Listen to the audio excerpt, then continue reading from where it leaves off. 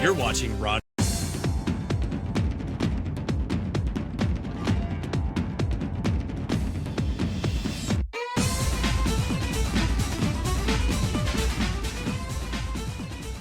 Hello, everyone, and welcome to another episode of Out of the Fog. I'm your host, Laura Beltonba, and on today's episode, we get to chat with the team of NL Eats about their past conference called Food Forward. So sit back, relax, and we'll get all into how we can move forward with food insecurity.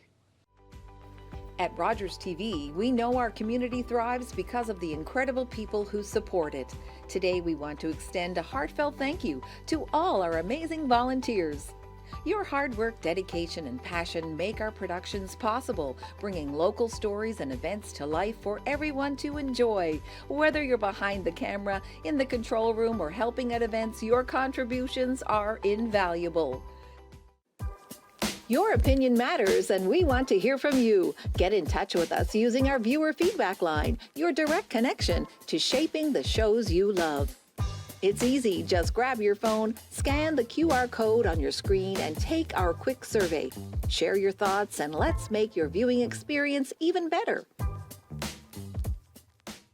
Welcome back, everyone. I'm now joined by the one and only Manaz Tabassum, who is the Executive Director of NL Eats. Manaz, I'm so excited to have you here. Thank you so much. So for some people, this might be the first time they get to see you on TV and hear about NL Eats. But NL Eats isn't that new. This is something you've been working on for a while. So can we talk about who you are and how NL Eats came to be? Thank you so much for having me here. I'm Mehnaz. I'm the Executive Director of NL Eats Community Outreach, Inc. We actually started during the pandemic as an organization. But NL Eats as a Facebook group was founded by my brothers who basically wanted to have a food review group where folks can share where they're eating in Newfoundland. But because we had that platform during the pandemic when food banks were closing down, we thought it would be a great way to bring the community together and provide support to the community. So we were the first mobile food bank in Newfoundland that got adopted across province later on. Oh, okay. So originally it was a kind of a food review. Where are you eating? What are you liking? And then the pandemic, which for a lot of people caused people to kind of recede into themselves, and people were searching for community. Yes. You folks went out and were like, we're going to make community work in a way that supports each other while still feeling this gap that you were noticing in the food supply chain network. And so that was 5 years ago. That was 5 years ago. Over 5 years, what has NL Eats become? A lot. It's even sometimes hard to comprehend. And, you know, the word you said, gap. So we started with, you know, this community-driven approach, but very quickly we identified a bigger gap, which was skills development and, you know, creating jobs in the economy. Because while the pandemic had a hard strain on folks facing food insecurity, but it also had a hard strain on people losing their jobs, a lot of students losing co-ops and, you know, all that. So through strategic partnership with educational institutions, we kind of became a launch pad for a lot of these young people to work with us on community-driven initiative. But luckily, a lot of our founding members and board of directors had a very strong technology background. So we brought that into the mix as well. And we started, you know, like blending technology, youth empowerment into the mix. And we became a launch pad for young people to build their skills. And, you know, very diverse, because when we think about agriculture and food system, we are thinking about this niched sector. But what we have found by working with NL Eats, it's not really that niche, because we have had doctors, lawyers, engineers, very diverse people, students working with us. Okay. So with people of so many educational backgrounds and educational fields and cultural and community fields, what are some of the projects that you've put together over the last 5 years? Of course. So we started by some of our projects where like we started in looking into, okay, what are some of the causes of food insecurity? Why do we even have it? Because when we started NL Eats, we were very young and new to this as well. and we needed to find the root cause of it. So that was one of our first projects where we went from community to community to gather that data and did some analytics on, okay, what were some of the causes of it. Then we moved into like, okay, how do we work towards more proactive solution? So then we started working on projects like hydroponics, modular hydroponics. And now we are working on data analysis AI and data to provide technology support to farmers as well. So over the years, we have been working on very pilot projects. Those are mostly research and development and very futuristic innovation. But that gave an opportunity for young people to contribute in these projects and help us develop this research and development further. But one of our most notable is our conference. Okay. As you know. So that's been happening for 5 years now. And it has become the national conference in Canada where we bring folks from all walks of life together in terms of like background and skill set. So we have from policy sector to technology sector to just grassroots level community organization to large scale community organization, young people. So all of them we bring under one room. Okay. For the conference. So before we talk about this year's conference, we're going to go back to the very first conference that you had.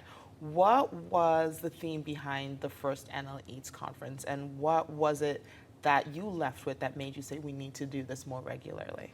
Yes, so the first conference we did, the theme was breaking barriers to food insecurity. As I mentioned, once we spoke with a lot of community organizations for our first project, we already developed that relationship with a lot of community, and we were learning a lot of things just by having one-on-one conversation. But then we realized these conversations are happening in silos. Maybe communities are having those conversations among themselves, policymakers are having conversation, but young people and folks who did not have knowledge of what's going on did not have access to that information. So our first conference was completely virtual because it was during the pandemic, but we had over 6,000 impressions on social when we posted on attendees, like all together. And we realized that there's a huge need because nothing like that was happening, especially in Newfoundland and Labrador. Okay, so first conference happened virtually. You had over 6,000 impressions where people were like, we want to be part of this conversation. We want to engage. Yes. It's 5 years later. 5 years later, now we became this big conference, national conference, where we have people flying over, not only from different parts of Canada, but internationally to our beautiful province of Newfoundland and Labrador to talk about this pressing challenges and what's happening, their innovation. And which is always fascinating to me because I remember when we were in school, we would always go to other provinces, right? Like maybe in Halifax, Toronto, Vancouver to represent Newfoundland. But this is the first time, we are the first time where we are bringing Ontario to send their delegates in Vancouver. Even we have people who flew in to our this year's conference from Turkey. Oh, wow. Yeah, Mexico, US. So it's been incredible.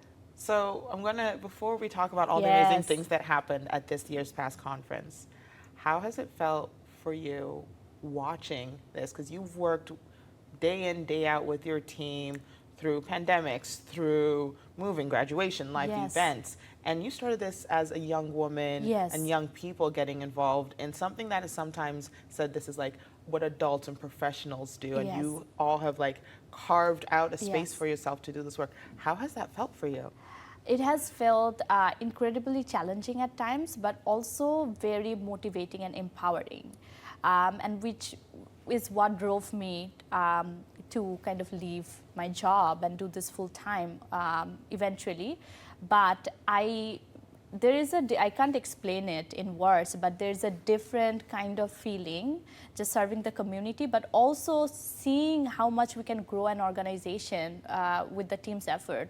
And some of the people who started volunteering us 5 years ago still stayed. Oh, wow. So our volunteer retention rate is quite high. Even a couple of weeks ago, I got a message from someone who volunteered with us, worked with us in a work term for 2 years, and they want to come back with us. So, you know. That has a lot to say, not just about the work you do, but the culture you've created within this organization. Okay, So we've had a chat about what it was when you started, how NL Eats grew to be what it is now. You are just on the tail end of wrapping up your latest conference, so Yes. conference number 5. Yes. So what was the title for this year's conference? So this year's conference is Food Forward. So we started with breaking barriers to food insecurity. Our mid-conference was food insecurity in the changing world after the pandemic, and now we are Food Forward. So we are very forward-looking. How do we create more green jobs in the economy? How do we, help others come into the conference? So futuristic. Okay, so when you started the Yes. idea of this for this year's conference, what were some of the things that you thought I need to have in this year's conference? When you sat with the team and you guys were throwing ideas back and forth, what were the core things that you felt needed to happen for this year's conference? So the first thing is, for this year's conference, we had put together a very high-skilled team. Okay. Our event manager is from Toronto, and we brought in our experience design director, whom we have met. So they came together with the team of Roots, Flow, Ignite, and Catalyst. So Okay. Roots is the traditional agriculture, what's happening, right? Flow is the process and policy. Ignite is that innovation and technology piece, and Catalyst is the boiler room where all of it comes together, and we bring something amazing together as a community or as a group at the event. So this year is the first year where we have put a lot of emphasis on experience design of speakers, attendees, what are the conversations happening. Like, our entire year was just planning, not the logistic, because after doing this for 5 years, we got the logistic figured out very easily. This year was all about experience design. Like, are we getting some productive conversation? How do we make sure everyone is having their voice heard? Okay, so I have. Yes. We're gonna take a second and because I know it's like a lot. Okay, so when you broke it down into those 4 different aspects, the roots, the flow, Ignite, and then Catalyst. catalyst. How did you all come up with that? Why was that basically the bedrock for what this conference turned out to be? Because of diversity and the intersectionality of these topics that are needed, as I mentioned, like, a lot of the different conversations are happening, right? Like, for example, agriculture is a traditional, like, there's a lot to learn from traditional agriculture. There's a lot to learn from the indigenous communities. We wanted to bring those into our root segments. There's a lot of policy works happening, but not everyone is aware, or maybe the information is publicly available, but we live in a world where If it's not on my phone, I'm not gonna get it. no. So we wanted to bring the policymakers to talk about what's happening, what are you guys doing? Also hear from people from different cultures, background, farmers, youth. So we wanted to break that. Technology, there's a lot of companies, like last year we had the CTO of Microsoft's agriculture came to the conference. Wow. I had even, like me who works in tech, I had no idea that Microsoft have a agri-food division where Oh, they're wow. basically building technology solution for farmers. So I had no idea. So I So then, wondered, how many other people didn't? Yeah, so when we bring like all of this technology solution and we have create a space where these big companies get to talk with farmers and get to talk with policymakers, this is breaking barriers, right? And then they work all together, and then we bring young people through our innovation challenge, right? So a big part of our conference is that young people learning but working together to have their own ideas heard and own ideas presented. Manaz, we can talk so much more about the Food Forest Conference, and we're going to, but I wanted to take a quick break, but I want to thank you for joining me. We'll be inviting more folks from your team to continue this conversation, but thank you so much for all you've shared so far. Thank you so much for having me. All right, folks, we'll be right back with more of the team from NL Eats talking about Food Forward. This is Rogers TV.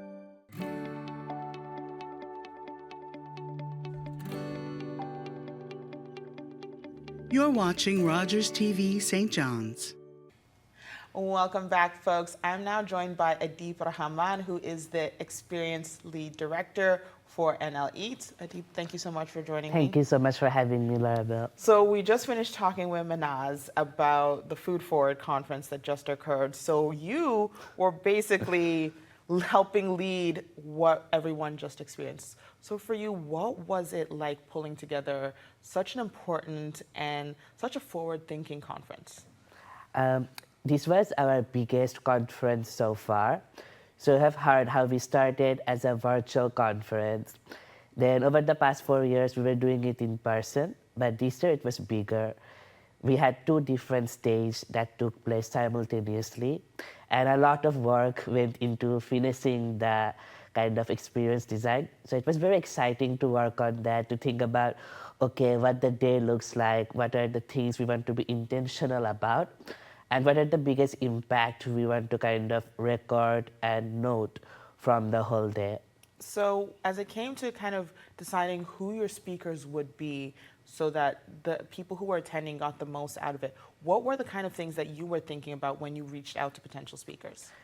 So we were very intentional about the people we wanted on stage, and we wanted a representation from all parts of the sector. A lot of the time, the conversation is mostly between people from the same background and same industry, which makes conversation very monotonous or something like from one perspective. And we wanted to be something unique or different. And as I was reaching out to the speakers, what I wanted was someone representing every sector of the conversation. We had farmers take the stage, we had indigenous folks take the stage, we had policymakers take the stage, as well as people from innovation. When we think about innovation, we will be like, okay, these are people who are not working on food insecurity, but how does that relate? And we wanted to show that, all the work that is being happening in innovation sector have direct impact to food insecurity too. Wow. Ultimately, what we wanted to do was have a group of people who are representing all of these different sectors through our themes of roots, flow, ignite, and catalyst. I think for the rest of my week, it's going to be roots, flow, ignite, and catalyst for as long as I can remember from now on. But for you, were there any speakers that particularly you were really excited to see and hear what they had to say during this conference? Oh, this will be very hard. Exactly, as you had to help figure out the lineup. I have been having so many amazing conversations with the speakers, and even leading into the event, there were so much great planning going on, working together with the speakers closely. So it will be hard to just Okay, so we will take you off that hot seat. Yeah. But for the people who attended, what were you hoping that they were going to leave this conference experiencing and feeling? And what kind of conversations did you hope they would carry outside from this? I think one of the things I wanted them to take away from these sessions and the conference is that we wanted them to understand that food insecurity and future of food is a very diverse topic. It's not only about one problem or one solution. A lot of things are at play. A lot of things at different level of decision making, policy and processes are at play. So we wanted the audience to be inspired to learn more, but also have that feeling, when you find a new fun fact of the day, yes, or today I learned moment, and you're like, I never thought of that before. That's the feeling we wanted to instill through the conversations we were fostering. So, yeah. Okay. So how were not so much the audience, but the attendees encouraged to engage in these kind of conversations during the conference? What kind of things did you have going on for them? So it was very important to us that the audience felt like part of the conversation. So we were very intentional about including them. So each session, the audience could directly engage with the content through an app we used. Okay. So everyone had this app on their phone called Slido, and we had some engagement activities happening, like polls, live questions, word clouds, as well as mood of the conference, so yes or no, to see that division or the kind of understanding of that topic or particular conversation is. Okay. So now as we think about this conference, having wrapped up, you are all sighing, getting that sigh of relief that it has been the great success that you hoped it is. What's one thing that you, as having helped design and execute this, are walking away with? I think ultimately, when I talk about NLEs or food insecurity, a lot of people might think I'm a subject matter expert or I have a lot of knowledge about the topic. But the truth is, when I started, I had not much awareness of what's happening. And this is one of the biggest inspiration to have a platform like this or conversation like this so people can know more about what's happening in the current world regarding this topic while learning more about the background. And I think for me, this particular part was the biggest one where not only I learned more and I feel more inspired to contribute, but there are so many cool things happening that were highlighted that got me excited to, get in there and just follow all of these great initiatives more closely. So as you stated before, when you got and started working with NL Eats, you weren't very experienced or knowledgeable about what was going on in terms of food insecurity. What was it that made you want to be part of the NL Eats team? So when we founded NL8, we just were focused on one problem. What got me excited or what got me really inspired to do more is the response we received from young people like myself who came forward and were excited to work and solve something. It's a grand problem, and it's not a problem that can be solved by one or two people, but people are still excited to help as much as they can, bring their own innovative ideas. And we had people from so many different backgrounds. We had doctors and lawyers and engineers come on board, which when you often think about food bank or when you think about food insecurity, you don't really think about these people kind of being involved or helping out. This conference has wrapped up, and this is on the tail of 5 years of great conferences, and new things and new innovations and new solutions have always been discussed at any NL Eats conference.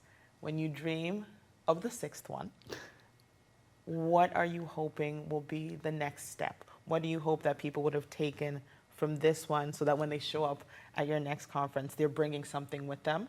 What are you hoping will come from that? So every year we try to kind of level up as much as we can. You're doing it so far. So next year we are actually gonna have 2 events, one here in Newfoundland and another one in Toronto. Okay. What I really want the audience to be the most excited about is everyone who attended the conference this year will actually get a very good discount and a package for the Toronto conference. So they will be able to be a part of it without a lot of barriers. Okay. But the people who are following the conversation closely until the next conference, they will get an opportunity to attend it for free. Okay. So people who joined the conference this year and actually followed through with the initiatives that we showcased and the conversation that we fostered, that's the most part that I'm excited about, because I myself, learning more about these amazing initiatives, I want to see more of how that unfolds over the year and be excited to talk about it in the next year. Okay, so we have about 2 minutes left, and I'm going to ask, as the last person I'm speaking to from NL Eats today, if you had parting words for people who have attended the conference, people who maybe have not heard about NL Eats to this conversation that they're watching today, and then go up to Google and check out your website and all your social media and find out all the cool things you're doing, what do you want them to know about the company, the organization, and this idea about food insecurity and what potential solutions for food security could look like? That's a great question, thank you. My parting, like the biggest thing I want to mention is that be curious, because when I think about food insecurity before, I had so much backdated knowledge or stigma that, okay, this is only focused on one certain thing. Maybe my skills are not applicable here. But the conversation is so much different now. The conversation have innovation factor to it, policy and processes to it, have so much learnings and knowledge from the roots of our indigenous and farming and the food networks. So being more curious to get involved, like don't think like this is not something you have to be a huge expert to get involved with. Just be curious, engage. We have a lot of different initiatives to help volunteers as well as students looking for internship and co-op opportunities to get involved in a more hands-on plus innovative way. So this is what I would like to kind of highlight. Like if you want to learn more, follow us, go to the website www.nleats.com and check out some of the current initiatives we are doing. We are always looking for young people, not only from St. John's, but also across the country and across the provinces, from Labrador, from Corner Brook. So if you're excited to learn more, just check us out, and we would be super excited to have you. And it has been an honor and a pleasure to talk to you and the rest of the team from NL Eats. I know the work that you're doing is so impactful, and one of the things that you've accomplished over these 5 years has definitely made a dent when it talks about food insecurity and how the community is moving forward. So I want to thank you and your team for taking the time to come and chat to me, especially after the conference. You must all be tired and you all deserve a break. But thank you so much for chatting with me. It's been a Thank you pleasure. so much for having me. I appreciate that. And we'll be right back, everyone. Your opinion matters, and we want to hear from you. Get in touch with us using our viewer feedback line, your direct connection to shaping the shows you love. It's easy. Just grab your phone, scan the QR code on your screen, and take our quick survey. Share your thoughts, and let's make your viewing experience even better. I want to give a very special thank you to my guests, Manaz and Andeep from Team NL Eats, for talking to me about their past conference, Food Forward. If you're interested in finding out what they've been up to over the past 5 years or what they got coming up next, make sure to check out NL Eats on social media or their website. I'll see you all next time.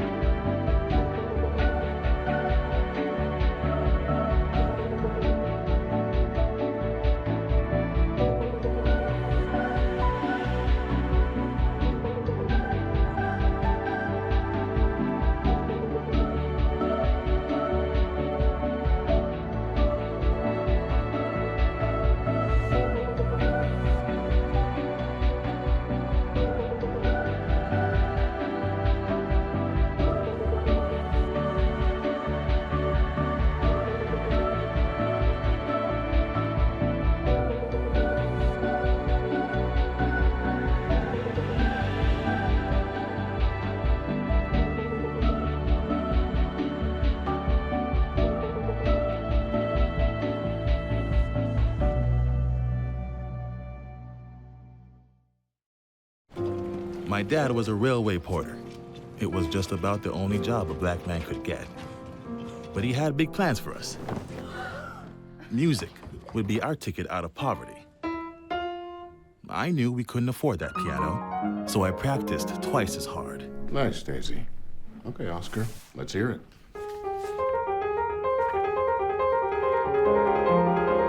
Turns out, I wasn't half bad. Then I found jazz, or it found me. It wasn't all easy, though. I faced a lot of hate, but I found my stage.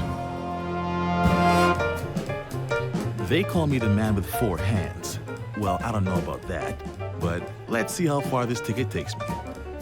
From Montreal to Carnegie Hall and far beyond, Oscar Peterson became one of the most recorded and celebrated jazz musicians of all time. After a night out with your friends, there's always options for getting home safely. You could call your BFF, your mom or dad, whoever you can count on for a safe ride home. You could call your favorite cab company or 1-888 taxi guy. Or you could use the Arrive Alive smartphone app to help you choose your ride. Be it a friend, transit, or taxi, getting home safely is app easy. Now available for iOS and Android devices. Visit arrivealive.org to find out more. Arrive Alive, drive sober.